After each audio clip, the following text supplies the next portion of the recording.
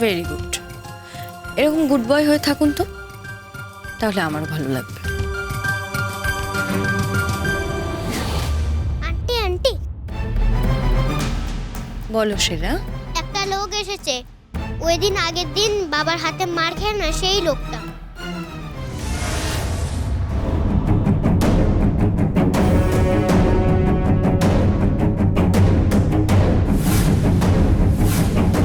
বলছে নাকি তোমার দাদা।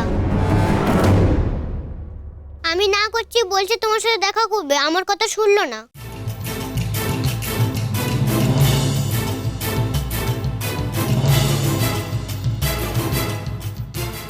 এই লোকটা তোমার টাকা চুরি করেছিল না বাবা রাতের দিনে? ইনি আপনার দাদা? ইনি তো জাগৃতি রয় চৌধুরী এক্স হাজবেন্ড।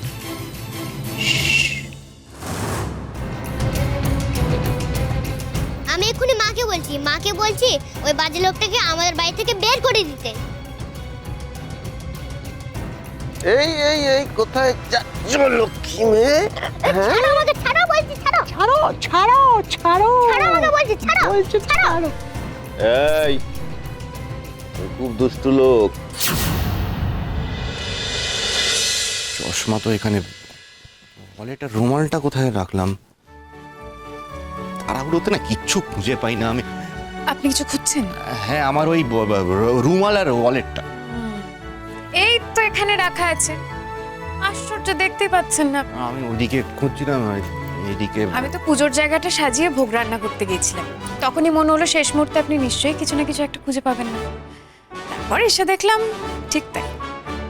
তাই জন্য তো এই সময়টা আপনি ঘরে না থাকলে না আমি চোখে অন্ধকার দেখি। না মানে শুধু এই সময় না, সব সময়। আপনার সঙ্গে না কথায় পেরে ওঠা খুব মুশকিল। হ্যাঁ, আপনি ধরুন।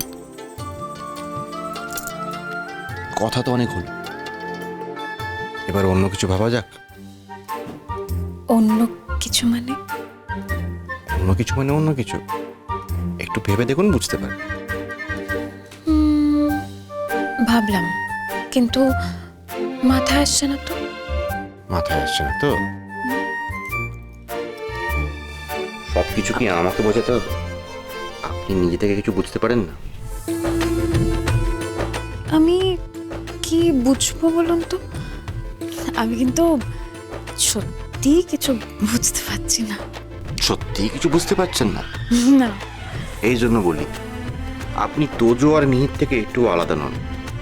ওরাও যেমন বাচ্চা, আপনিও তেমন বাচ্চা। আপনি আপনি অফিস যান তো, যান। ধরুন ধরুন ধরুন অফিসে। ঠিক আছে, আপনি তোজো আর মিহিকে নিয়ে থাকুন, আমি তাহলে অফিস যাই।